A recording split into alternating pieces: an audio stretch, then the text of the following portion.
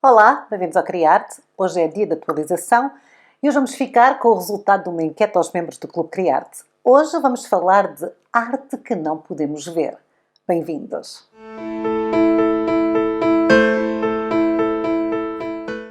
Olá, bem-vindos ao Criarte. O meu nome é Sara, hoje é dia de atualização no nosso canal e hoje vamos ficar com um vídeo muito especial que eu adorei gravar. Este vídeo foi resultado de uma enquete aos membros do Clube Criarte. Se vocês também querem votar nas nossas enquetes e querem fazer parte dos membros do Clube Criarte, basta clicar no botão que está aqui por baixo do nosso vídeo que diz aderir. Temos subscrever e ao lado temos aderir. Se clicarem no botão que diz aderir, vai então saltar-vos um vídeo onde eu explico os vários patamares do Clube Criarte. Mas agora vamos então começar a falar do nosso vídeo de hoje. Hoje vamos falar de uma obra de arte que não podemos ver. Porquê? Porque ela já não existe, foi destruída. Ou será que foi roubada? Na verdade, não sabemos. Nós sabemos que não a podemos ver, mas não sabemos se ela realmente foi completamente destruída ou se está algures por aí perdida em alguma coleção privada. Hoje vamos falar desta obra. Esta é uma das obras-primas da história da arte. É a obra Quebradores de Pedra, de Gustave Courbet, uma obra que foi realizada em 1849. E nós vamos tentar perceber o que é que aconteceu.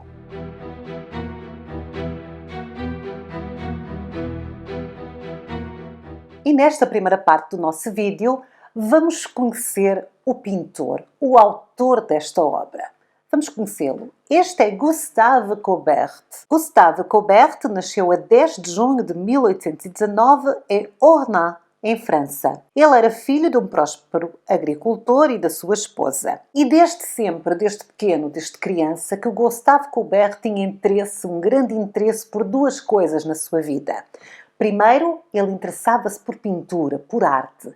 Depois, ele interessava-se por política. Eram as suas duas grandes paixões, a arte e a política. Na verdade, a paixão pela política com Courbet nasceu com a sua relação com o seu avô. Ele tinha um avô que era um fervoroso republicano, apoiante da República, e ele era muito próximo do seu avô. Eram muito amigos, eles andavam muito juntos. E assim o Courbet cresceu a ouvir o seu avô e a ficar fascinado pelas mudanças políticas, pelas políticas que podiam mudar dentro da França.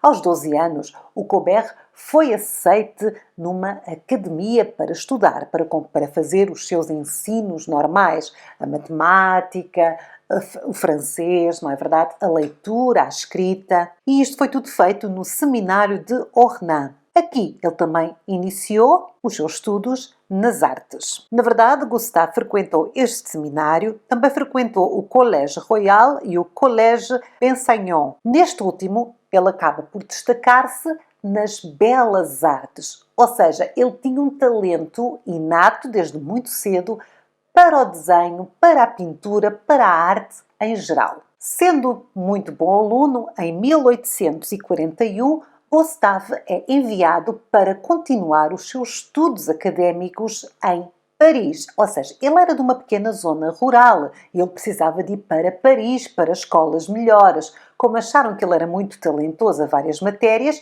os pais fizeram um grande sacrifício e enviaram-no então para Paris. Uma vez em Paris, ele vai estudar Direito. Isto, na verdade, foi uma escolha da família, que, já que ele era tão inteligente, sonhavam que ele tivesse uma profissão assim, digna, não é verdade, de Direito. Ele ia ser advogado. E, na verdade, o que ele faz é lançar-se com muito afinco. Ele estudava muito. Estudava o quê? Estudava os mestres no Louvre. Em vez de ir para as aulas, ia para o museu, ficava fascinado no museu e passava horas a estudar os grandes mestres do passado. Gustave estudava com afinco e persistência as obras de arte. Entre Gustave e o seu pai existia, na verdade, uma grande relação de afeto e de respeito. Pelo que Gustave não se sentia bem enganar o pai. Então ele fala com o seu pai. Diz-lhe a verdade, diz-lhe que quer estudar em Paris, sim, mas que quer estudar arte. Agora vocês imaginam qual foi a reação do pai? Não foi aquela que vocês estão a pensar. O pai apoiou. Aliás, o pai disse-lhe o seguinte: se alguém desistir, vais ser tu não eu. E ainda acrescentou que, se fosse necessário, vendia as terras, vendia as vinhas e vendia até a casa para ajudar o filho a ser um grande artista. E assim, o jovem Gustave está completamente liberto do peso financeiro, vai para Paris muito mais descansado e vai então estudar arte. Em Paris, nesta altura, ele começa a frequentar aquilo que todos os grandes intelectuais da época frequentam, que são os cafés e são as tabernas. É aqui que esta sociedade de intelectuais, de pintores, de escritores, de músicos se encontram e onde também se encontram os filósofos e os políticos para debater outros assuntos, para debater os assuntos das atualidades. O Courbet gostava disto, ele fazia parte destes grupos de discussão. Para além de ser um artista, ele gostava de política. Por volta de 1840, o Gustave Courbet passava mais tempo nas tabernas de Paris do que na escola. E aqui ele ouvia os discursos dos artistas franceses contra a subjetividade, contra o individualismo, contra as obsessões históricas, que eram as normas dos artistas do romantismo, que era o que se via nesta altura em Paris.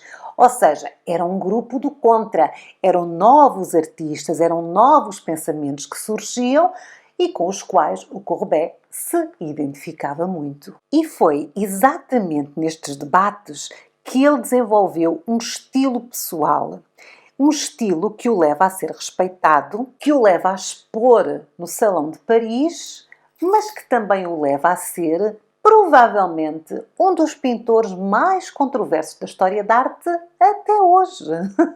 Nós temos aqui vídeo no nosso canal, eu vou deixar o link por baixo deste vídeo e também aqui alguns no nosso ecrã, de umas obras que são, até hoje, mal interpretadas e extremamente revolucionárias. E uma das obras dele faz parte destas obras. Faz parte do ranking mundial de obras que ainda hoje são censuradas, são pouco entendidas. Ou seja, o Gustave desenvolveu uma forma pessoal, um estilo de pintar que não se enquadrava no romantismo, que era diferente, que era novo, que era inovador para a altura. Em 1848, em França, deu-se uma revolução e entrou-se na Segunda República. O Courbet foi muito influenciado pela política à sua volta e acreditava que a arte podia ser uma força social. Ele, tal como muitos dos seus amigos do mesmo ciclo, acreditava que estes valores eram burgueses e que a burguesia era um entrave para a sociedade avançar. Ele era contra tudo o que era tradicional e era a favor das mudanças, nomeadamente das mudanças sociais. Courbet desprezava os valores da burguesia e defendia novos valores para uma sociedade mais justa. Ele chegou mesmo a publicar um manifesto contra as tendências românticas e tendências neoclássicas que se viviam na arte. E isto é conhecido na história da arte como o momento em que surge o realismo. O Gustave Courbet é um dos primeiros pintores realistas em França. Era, no fundo, isto que ele sempre defendeu, o realismo, ao contrário daqueles temas de heróis, aqueles quadros de louvor à pátria, às coisas idealizadas de uma burguesia decadente, uma aristocracia fora de moda. O Gustave Courbet cria realismo na arte. E então ele começa a pintar coisas reais, coisas realistas. Substituiu os temas grandiosos e heróicos por visões simples do cotidiano e uma observação objetiva, imparcial e muito pouco sentimental. Agora, as obras querem-se claras e precisas, com temas de fácil compreensão, em particular os temas sociais. Segundo o próprio Courbet, a pintura é uma arte essencialmente objetiva e consiste na representação das coisas reais e existentes. Assim, o nosso jovem Gustave Courbet dedicou-se a pintar temas com base na vida do dia-a-dia, do povo, e muitas vezes temas carregados de ideais políticos. Em 1851, Gustave Courbet já é extremamente conhecido entre o seu grupo de amigos realistas e ele agora quer expor no Salão de Paris, que é aquele salão onde os maiores pintores iam expor. Ele já tinha sido recusado algumas vezes, ao longo da sua vida vai ser recusado muitas mais. No entanto, desta vez ele foi aceito e ele apresentou 3 obras que mudaram a história da arte. Vamos ver. Estas são as obras apresentadas em Paris por Courbet em 1851. Temos o Retorno da Feira de Flagey, uma obra de 1848. Temos o Enterro em Ornans, uma obra de 1849. E, finalmente, temos Os Quebradores de Pedra, uma obra de 1849. Em todas estas obras, Gustave retrata aldeões humildes, camponeses e lavradores. É o oposto das representações heroicas, dos deuses, das figuras mitológicas, dos personagens da Bíblia. O que o Gustave está a retratar é o povo. E vocês estão a perceber o porquê de Gustave Courbet ser um revolucionário e um provocador. Ele, na verdade, era um anarquista e em 1871 participou na Comuna de Paris. Este foi o primeiro governo socialista que assumiu o comando da Associação de Artistas de Paris. No entanto, foi um governo de pouca duração. E com a derrota da Comuna, o Gustave foi preso por pessoas que não gostavam dele ser assim anarquista e do contra. E ele foi para a prisão e ele foi acusado de partir uma coluna de apoio ao Napoleão. A coluna Vendôme era um símbolo da autoridade do Napoleão. E ele acabou, por causa disto, condenado a 6 meses de prisão. Dentro da prisão ele acaba por passar um grande mau bocado, ele adoece, ele fica extremamente frágil, ele acaba por sair da prisão para um hospital e depois voltar para a prisão, enfim. Há ali uma data de situações complicadas e quando ele é finalmente libertado, ele percebe que os apoiantes bonapartistas o colocaram em tribunal. Eles querem que ele pague tal coluna que foi destruída. E era muito dinheiro. O que os apoiantes bonapartistas fazem é ficam-lhe com todas as telas, todo o material e todos os bens que ele tem. Então ele de repente não tem trabalhos para vender, não tem pessoas a quem vender trabalho, porque as pessoas que apreciavam as suas obras foram presos e enfim, viviam-se tempos de revolução. Não tem bens nenhuns, ele está completamente na miséria. E ainda é pior, porque ele sabe que se não pagar a multa, volta a ser preso. Portanto, ele tem mesmo que pagar a coluna e não sabe como. A multa, na altura, seria 500 mil francos, que ele obviamente não tinha, e ele entra em desespero. Em 1873, completamente acuado e sem saber o que fazer, ele faz a única coisa que é possível, que é fugir. Ele passa a fronteira para a Suíça, fica ali numa terrinha pequena na Suíça, na parte onde falam francês, próximo da fronteira, mas fica com medo de, como está próximo da fronteira, o irem tentar prender novamente e vai para o interior da Suíça. Aqui a vida dele é miserável. Porquê? Porque ele não tinha dinheiro, não tinha quadros, não tinha carreira, estava fugido.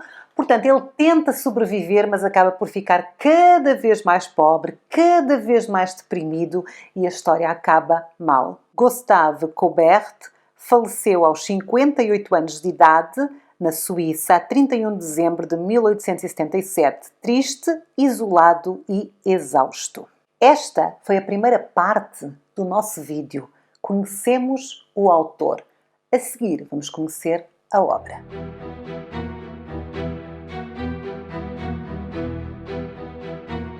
Então nós percebemos, na primeira parte do vídeo, quem foi o Gustave Courbet. Percebemos que ele era, para além de um grande apaixonado pela arte, era também um grande apaixonado pela política e fazia parte do movimento anarquista, queria mudar o mundo, foi um dos pilares do movimento realista em França. Agora vamos conhecer a obra que não podemos ver. Ela é uma das obras mais significativas do século XIX, é uma das obras que maior impacto fez na história da arte nesta altura e também é lindíssima. Vamos olhar para ela. Os Quebradores de Pedra, de 1849, uma das mais belas e polémicas e aclamadas obras de Courbet. Aqui, o artista quis mostrar a realidade da França rural do século XIX. Esta é uma composição pouco habitual, em que nos é dado a ver a pobreza e as más condições de trabalho. Nós já tínhamos visto, na arte francesa, o chamado estado invisível durante o período rococó. Os pintores pintavam, e nós temos análise dessas obras que eu vou deixar aqui linkada em baixo do nosso vídeo, retratavam a sociedade que trabalhava, aquelas pessoas que os ricos não queriam saber, nem sabiam se existiam.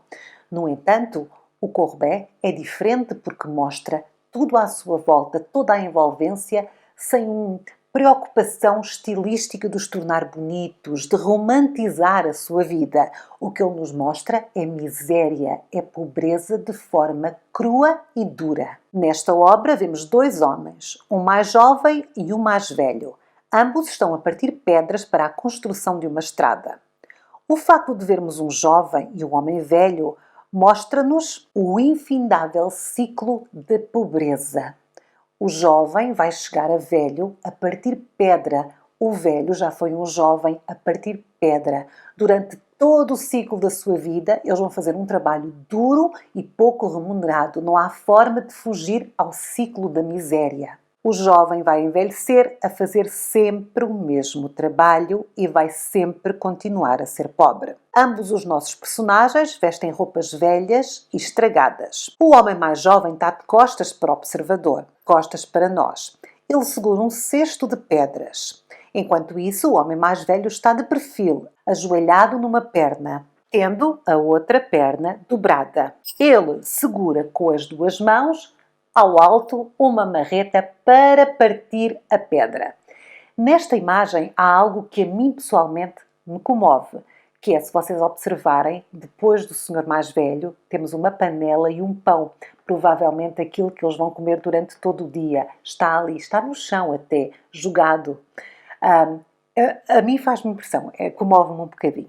Em relação, mais uma vez, aos nossos personagens, nós não vemos o rosto. O chapéu cobre grande parte do rosto do mais velho, deixando visível apenas o queixo, e o outro está de costas. À frente do jovem, no chão, temos uma picareta que descansa enquanto ele carrega as pesadas pedras. Esta é uma referência ao futuro que espera o jovem, carregar e partir pedras até envelhecer. Sobre esta obra, o Gustave Courbet disse o seguinte: não é sempre que se encontra uma expressão tão completa de pobreza, e então, ali mesmo, tive a ideia de uma pintura. Esta obra não é retratada de forma heroica. Os sujeitos não estão retratados de forma heroica. Na verdade, o que está aqui retratado é a pobreza, de uma forma muito, muito crua. Abuso e privação são os temas desta obra. Para realçar isto ainda mais, o Gustave usa pinceladas ásperas, numa clara rejeição ao estilo neoclássico, muito polido, muito refinado, um estilo que ainda dominava os grandes salões de França desta época, do século XIX. Aqui, Gustave Courbet prefere mostrar-nos a verdade nua e crua, enfatizando a grande disparidade entre as classes sociais. As cores escolhidas por Gustave são quentes, com predominância de castanhos, beges e o preto. É uma obra belíssima e carregada de uma mensagem política muito forte. A este estilo dá-se o nome de realismo social, uma imagem realista com uma mensagem social. Esta obra foi apresentada no Salão de Paris, foi aceita em 1850, e quando aquelas pessoas, aqueles intelectuais da alta sociedade que frequentavam o Salão, viram esta obra, vocês imaginam qual foi a reação? Não gostaram, acharam horroroso. É um choque, é assim um murro no estômago. Especialmente numa época onde as pessoas mais ricas não queriam ver as pessoas mais pobres. Viviam noutros bairros, viviam afastados. Não havia uma aproximação entre eles. As únicas pessoas que as pessoas ricas conheciam eram outras pessoas tão ricas quanto elas. Os criados, os empregados. Eram mudos, entendem? Ninguém os via, ninguém os ouvia. Só faziam o seu trabalho e ninguém falava com eles. Não havia relações de proximidade. Então, ver estas pessoas assim retratadas numa obra, num salão, foi realmente um choque cultural. A obra foi considerada pela maior parte das pessoas demasiado real. A alta sociedade parisiense preferia não pensar e não ver os empobrecidos. Os quebradores de pedra não eram idealizados. Temos aqui um retrato tortuoso da realidade rural. Os quebradores de pedra chocaram os visitantes do Salão de Paris. Depois disto, Gustave Courbet teve uma grande dificuldade em colocar obras no salão. Como vocês podem imaginar, não o queriam por lá. E o que é que ele fez? Ele, na verdade, com o seu próprio dinheiro, pegou nas suas obras e fez a sua própria exposição. Sim, Gustave Courbet ficou na história por ser o primeiro pintor a ter uma exposição individual, só sua, só para si. Ninguém o queria, então ele fez uma exposição com todos os quadros, os que foram rejeitados, os que foram vendidos, ele pediu às pessoas emprestado de novo, ele colocou lá tudo, quadros antigos, quadros novos. Durante a Exposição Internacional de Paris, havia um salão só dedicado a Gustave Courbet. Assim é que é. As pessoas fazem o seu próprio sucesso. Muito bem. Esta é a primeira exposição individual de um artista. Aqui estavam todas as obras, era o pavilhão do realismo. E aqui muitos dos seus trabalhos encontraram compradores e admiradores, como foi o caso de Os Quebradores de Pedra.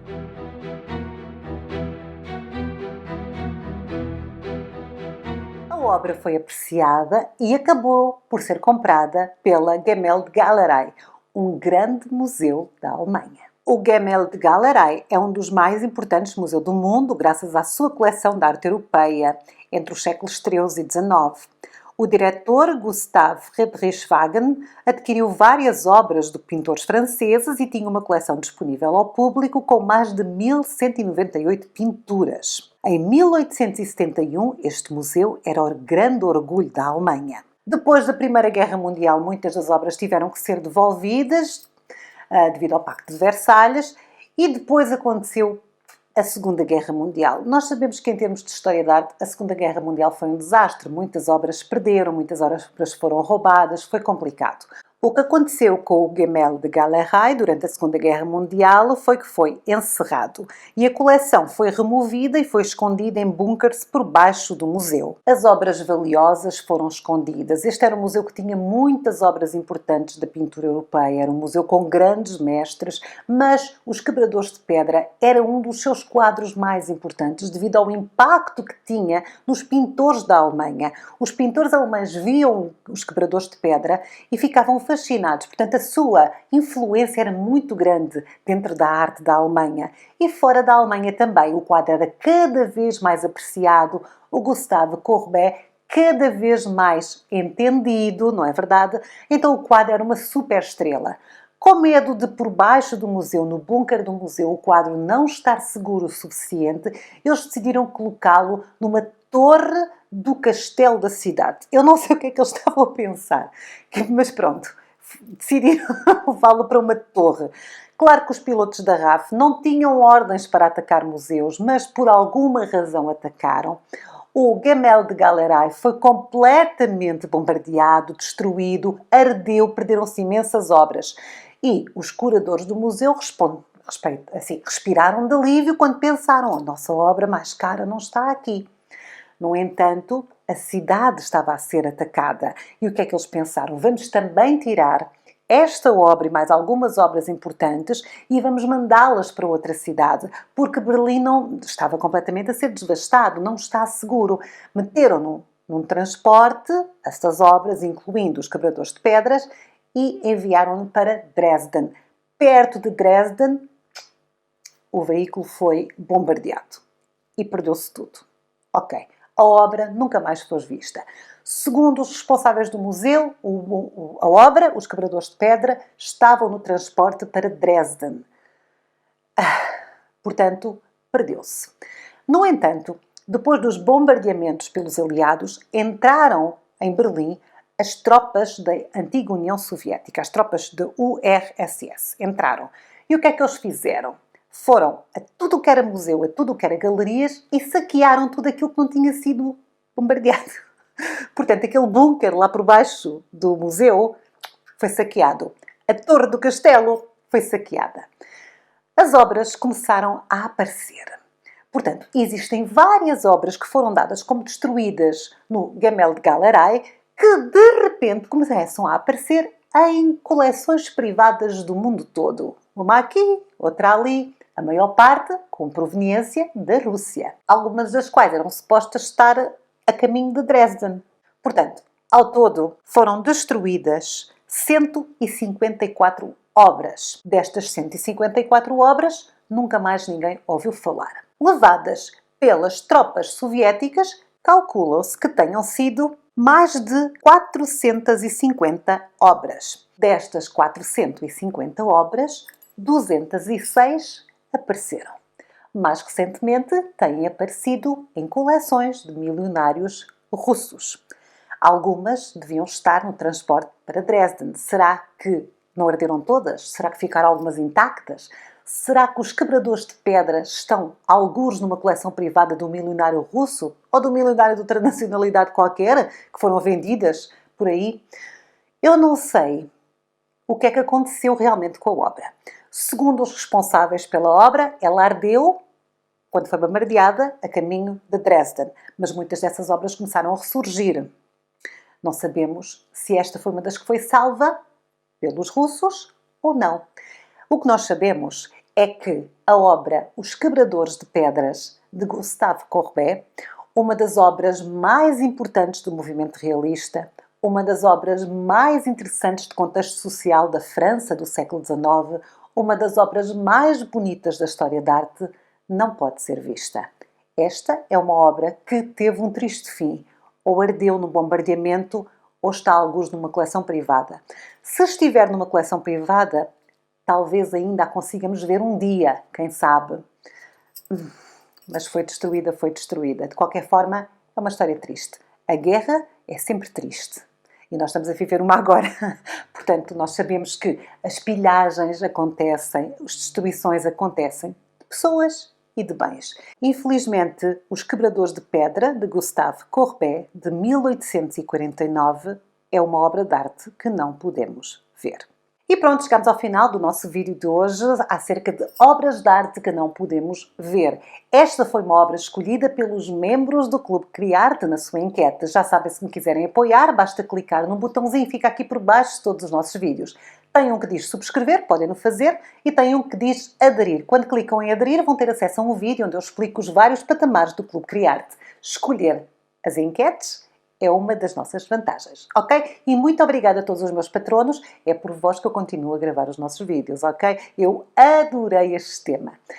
Nós vamos voltar na próxima semana com mais atualizações. Até lá, fiquem bem. Eu sou a Sara. Beijinhos. Quero também deixar um beijinho a todos aqueles que na estreia dos nossos vídeos ficam a falar comigo. Obrigada. Eu nunca me sinto sozinha.